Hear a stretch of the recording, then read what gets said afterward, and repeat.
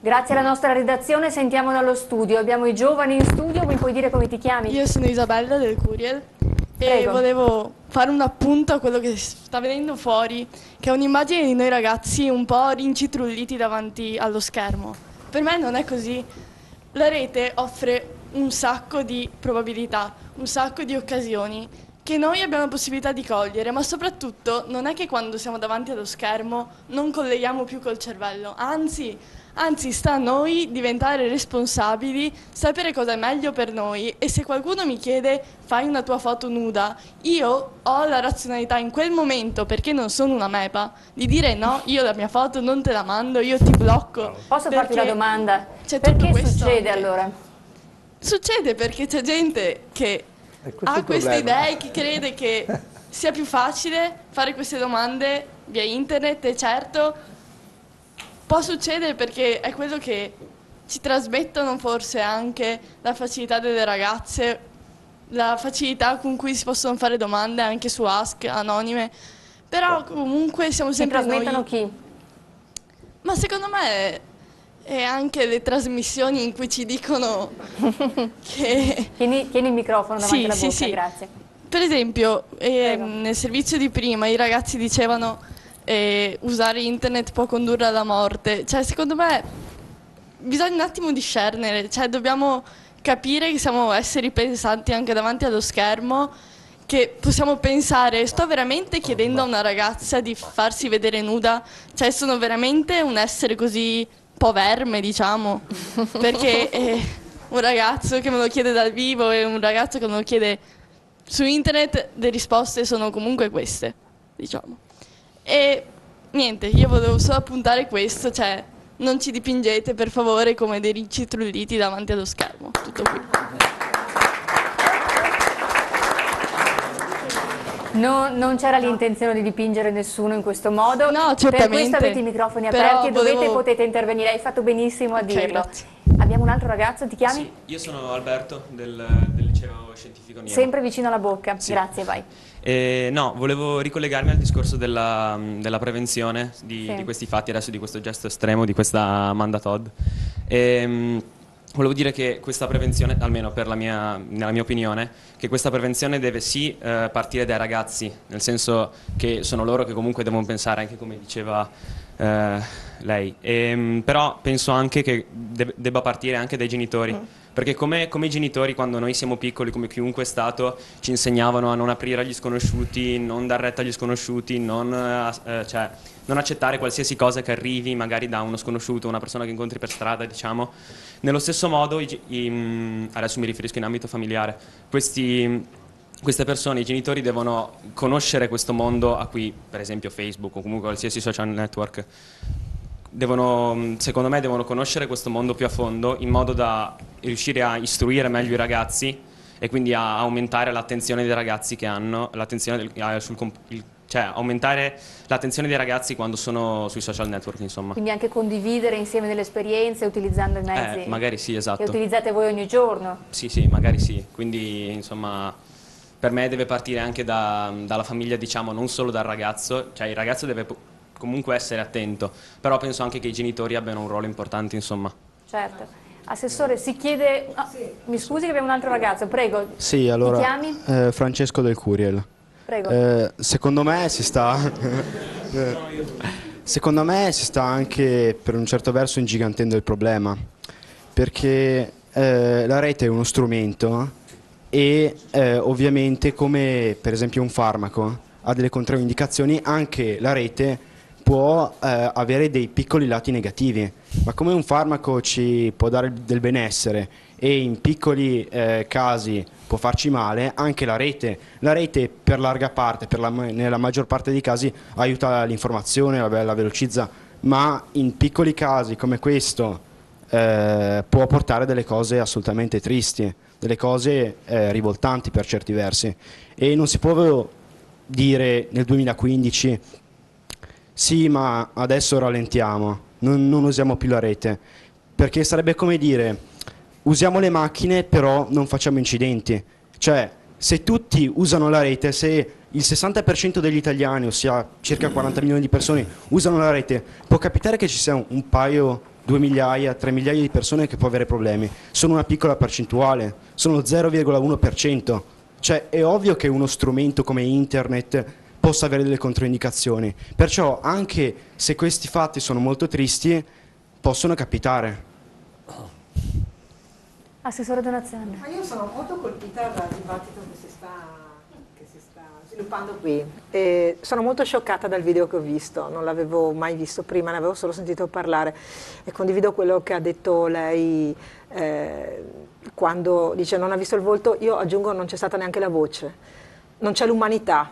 Ecco, per me relazioni e rapporti, perché il fatto è sempre personale, no? Noi abbiamo smesso di credere, perché io credo che il grande problema della rete, che è uno strumento, quindi non è né buono né cattivo, è come lo utilizzi, ma sia il problema della responsabilità che torna alla persona. Noi viviamo in una società deresponsabilizzata, allora è più facile nascondersi, è più facile insultare quando si è celati, è più facile fare proposte indecenti quando non ce l'hai davanti. Io avrei detto la stessa cosa, sai, che hai detto tu poi.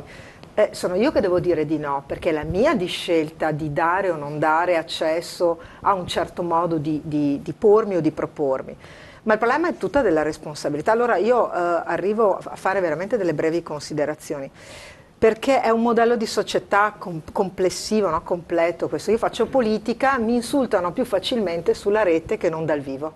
Dal vivo se guardo una persona negli occhi e ha un'idea diversa dalla mia, io poi sono molto spigolosa per certi aspetti, no? Non faccio mistero di chi sono, di come la penso, perché poi credo che la politica sia proprio questo, no? Dire esattamente ciò che si è e chiedere poi il giudizio. Ma di persona si fa fatica, mentre poi si scatenano sulle reti e molto spesso con nomi di fantasia, privi di un ragionamento e, attenzione, un'altra cosa, non c'è contraddittorio sulla rete. Io dico una cosa, una frazione di secondo dopo, anche solo una frazione di secondo dopo, ce n'è un'altra, ma non c'è una relazione diretta. È tutto più facile e tutto molto meno responsabile. È un problema complessivo della società. Come lo aggiustiamo? Beh, intanto tornando a parlare della persona che ha principi e valori di riferimento. Certo. E per chi fa politica un modello di società a cui tendere. Io credo che il tema della responsabilità vada proposto con molta forza. In questi giorni, credo che a Padova proprio ci sarà un approfondimento di questo tipo. Ragazzini di 10 anni chiedono ai genitori, dando loro il titolo esatto, di un certo videogioco. In questo videogioco il tema della responsabilità è evidente, è un gioco dove il bambino di 10 anni in un gioco dei ruoli è uno spacciatore, deve tendere all'obiettivo di vendere quanta più droga possibile, sceglie i luoghi, fa sesso con una prostituta, 10 anni, e poi per non pagarla la deve uccidere. Questo è il gioco, l'obiettivo. C'è un nome di questo gioco e viene venduto, vero ragazzi? Perché io sono una tirata fuori da sto mondo, grazie a Dio. Insomma, io giocavo a pallavolo, cercavo di avere relazioni fisiche con una persona, un ragazzo che mi piaceva, arrossivo, come arrossisco ora dicendo certe cose, e sono stata educata in un certo modo. È una società superata? Sì, probabilmente. Io sono del 1972, quindi un'altra epoca rispetto a quella di oggi, ma i principi sono sempre quelli. È quella della responsabilità personale, del rispetto del proprio corpo. Ringrazio la polizia che va a fare queste cose a scuola. Ringrazio i ragazzi che si fanno testimoni, perché vale di più una testimonianza di uno di voi con i vostri coetanei. Vale però che torniamo a vivere un po' più di socializzazione insieme, perché poi la rete è uno strumento evidentemente, no? Io quando vado nelle scuole e dico, ma ragazzi, invece di usare Facebook per dire dove siete andati a mangiare la pizza, o quei messaggi criptici di 4 parole, o la sintesi più assoluta, no? La sintesi totale sugli altri i tweet, no? Anche i politici stanno facendo delle robe sui tweet, perché così non devono neanche dare un ragionamento, una spiegazione, esatto. Dicono una cosa, se ne vanno, finisce lì. Ma si può usarla per mettere a fattore comune le cose positive, non solo quelle negative sempre. Assessore, i ragazzi chiedono un esempio, perché poi sono gli esempi, le cose che parlano di più, l'esempio dei genitori, l'esempio delle istituzioni. E l'altra cosa che è interessante è che ci stiamo tutti interrogando sulle scuole per genitori. Guardate, la prima, e che a me ha colpito molto di più, è stata 10 anni fa un'associazione di categoria. Si tratta della Confartigianato, insomma, sono abituata a fare i nomi e i cognomi. Quindi un'associazione di categoria di artigiani. E si sono interrogati per costituire una scuola per genitori. Il professore è Paolo Crepè, che peraltro è un docente di Padova. E perché? Perché anche nelle aziende si vedeva che mancava il passaggio familiare. Si lavorava troppo, come ha detto anche l'assessore, si faceva fatica a trasferire anche il piccolo patrimonio dell'impresa familiare come patrimonio di valori, non solo economico. E si sono interrogati su questo. È significativo, perché quando mai, adesso parlo della mia mamma e mio padre, ma non si sono mai interrogati di avere bisogno di qualcuno che insegnasse loro ad essere genitori.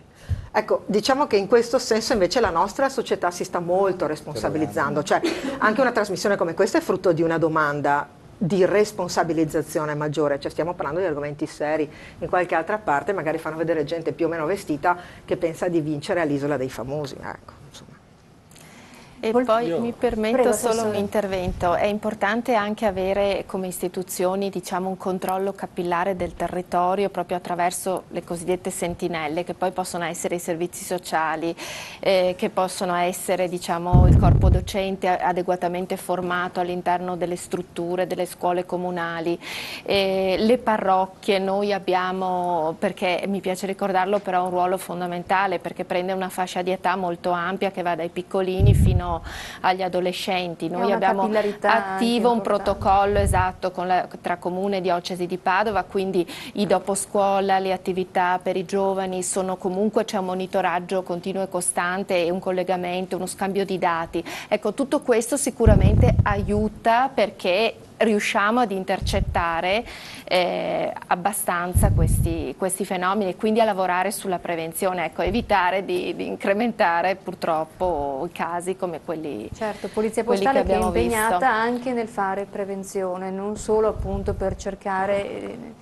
una fase post, quindi una volta evidenziato il problema. Io pure vorrei aggiungere una cosa, mi è permesso. Condivido pienamente l'intervento dell'assessore Donazzan come Sì. quello precedente, dottor Volpin. Ho studiato proprio scientificamente in questi ultimi mesi tutta la questione delle scuole familiari e parentali, perché negli Stati Uniti, dove sono sviluppatissime, sono credo il 15% di tutta, diciamo, l'offerta formativa, hanno dato dei risultati eccezionali. Cosa sono? Lo possiamo spiegare a casa? Sì, sono delle scuole, diciamo, gestite dai genitori, o da singoli genitori o da gruppi di genitori. Sono previste anche negli ordinamenti regionali, possono essere scritte, e trovano degli equilibri molto maggiori rispetto al sistema scolastico tradizionale. Negli Stati Uniti sono tra le migliori dal punto di vista qualitativo, al di là di quelle che possono essere le opinioni personali. Sono scuole che hanno raggiunto un livello altissimo. In Francia sono anche lì tra le migliori dal punto di vista proprio qualitativo dell'insegnamento, vanno verso una semplificazione, noi siamo verso la complicazione del sistema scolastico, si ritorna nelle elementari ai classici 2 testi, sussidiario, libro di lettura. Sicuramente la grammatica la sanno, cosa che non sanno oggi nei loro 12 libri in terza elementare con zaini di 15 kg. E oltre questo, diciamo, si torna ad avere un rapporto umano e ritrovare degli equilibri tra diciamo, quello che è un insegnamento classico tradizionale e quelle che sono le spinte più estreme nel sistema invece della informatizzazione a tutti i costi. Si trovano gli equilibri e questo credo che sia a vantaggio dei giovani, soprattutto dei bambini, perché i bambini ritrovano un mondo umano, di rapporti umani, personali, con i loro genitori, con i loro amici, con le loro persone di riferimento. Miriam Agostini, lei rappresenta i genitori, in parte una buona fetta dei genitori di Io Padova. rappresento, sì. Io sono la coordinatrice nel forum provinciale di 3 associazioni, AGE, AGESC e CGD. Io sono iscritta al CGD, l'AGE è l'associazione genitori, AGESC Associazione Genitori Scuole Cattoliche, CGD Coordinamento Genitori Democratici. Siamo stati chiamati in causa da più voci. Più che un ritorno a un insegnamento di tipo tradizionale, bucolico, come magari alcune volte potrebbe essere un rifugio, noi genitori partecipiamo. Anzi, la Costituzione italiana ci dà veramente un grande incarico. L'educazione dei figli, avvalendoci degli strumenti che lo Stato mette a disposizione, le scuole e così via. Ci interroghiamo spesso, le risposte che diamo a volte possono sembrare diverse una dall'altra, ma di fondo c'è naturalmente l'amore per i nostri figli. Genitori si è detto che non si nasce ma si diventa, a volte a torto collo, a volte molto molto volentieri. I genitori delle nostre associazioni, ma anche tutti quelli che ho incontrato sinora, sicuramente sono contenti di esserlo e addirittura alcuni lo saranno per sempre. Per questo è uno dei nostri leitmotiv, perché quando si è genitori di uno di questi ragazzi, si è genitori di tutti, non c'è differenza fra uno e un altro. La cosa che ci fa molto e che ci emoziona è vedere ragazzine come Amanda che erano da sole con il niente attorno, non avevano genitori, non avevano compagni se non dei beceri che li aspettavano dietro l'angolo. Poveretta, cioè veramente dà un senso di angoscia vedere una cosa così e sapere che c'è anche una diffusione nelle nostre casi del genere è veramente angosciante. Però bisogna appunto considerare internet uno strumento. Il coltello taglia la bistecca, taglia la verdura, ma fa male. Non è il coltello che fa male, è chi lo usa. Ce lo stiamo dicendo in tutti i modi. La ragazza veramente dice: ma di cosa stiamo parlando? Non è possibile che sia il coltello che si muove da solo, non ha vita autonoma, gliela diamo noi la vita. E difatti uno dei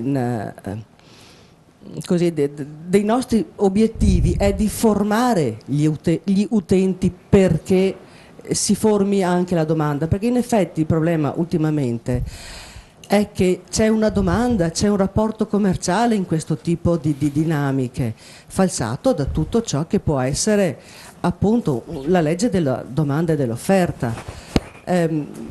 L'8-10 febbraio a Milano Bicocca si è svolto un forum molto importante, il Safer Internet Day. È il giorno della sicurezza in internet. Certo. Hanno parlato di tutto e di più. C'erano, me lo possono confermare chi ci ha partecipato, io ci ho partecipato così per interposta persona. E c'erano addirittura le società che forniscono i servizi in internet, oltre alla rappresentanza dei genitori, eccetera. I genitori sono partecipi di questo, sono molto interessati, vediamo che sono molto partecipate, molte iniziative volte alla formazione anche così telematica dei genitori. Il genitore deve sapere cosa, vuole più che deve, sapere di cosa si occupa il figlio. Come sfoglio libri di scuola, così vorrei poter almeno vedere dove va. Un dialogo continuo con proprio figlio ed essere anche forse credibili in un dialogo che parli di cosa gli si dice ai ragazzi, non fare, gli si dice ai ragazzi fuori piove prenditi l'ombrello, cioè gli si danno degli strumenti per così. Il genitore deve sapere cosa il ragazzo non è il caso o deve stare attento quando accede in internet. E soprattutto volevo far presente che alla conclusione di tutti i lavori si è arrivati a dire che i genitori chiedevano un aiuto, potevano chiedere dei filtri, volevano chiedere qualcosa che li aiutasse in questo compito anche educativo. E le aziende hanno detto: signori, noi abbiamo il budget da raggiungere, dobbiamo fare profitti anche sulla pelle. E non è stata una bella cosina. Qui le istituzioni sono genitori, hanno una responsabilità. Sì. La interrompo, andiamo un attimo in pubblicità e poi torniamo a parlare proprio di questo.